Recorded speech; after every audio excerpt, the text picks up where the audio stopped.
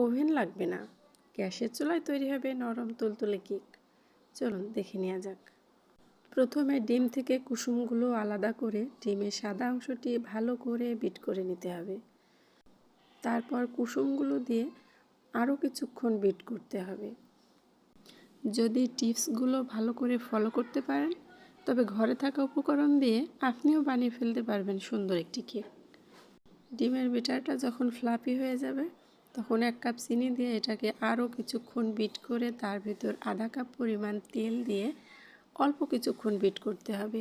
তেল দেওয়া হয়ে গেলে বেশিক্ষণ বিট করার দরকার নেই। এরপর আলাদা একটি বাটিতে 1 কাপ পরিমাণ আটা নিয়ে এর ভিতর 1 চা চামচ বেকিং পাউডার ও সামান্য পরিমাণ লবণ দিয়ে ভালো করে মিক্সড করে নিতে হবে। আমার কাছে ভ্যানিলা এসেন্সের ঘ্রাণটা ছাড়া লেবুর ঘ্রাণটা যেন অনেক ভালো লাগে, তাই আমি বেশিরভাগ সময় লেবুর রস ব্যবহার করি। আপনারা চাইলে ভ্যানিলা এসেন্সও ব্যবহার করতে পারেন।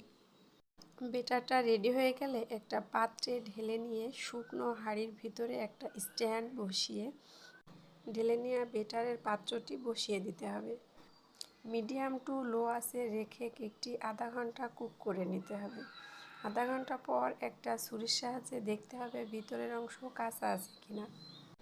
কেক তৈরি করার আসলে কোনো ঝামেলাই নেই। টিপসগুলো যদি সুন্দর করে একের পর এক ফলো করতে পারেন তাহলে আপনারও কেক তৈরি করতে কোনো সমস্যা হবে না। আশা করছি আপনিও তৈরি করতে পারবেন এমন একটা নরম তুলতুলে ফ্লাফি কেক। ধন্যবাদ সবাইকে।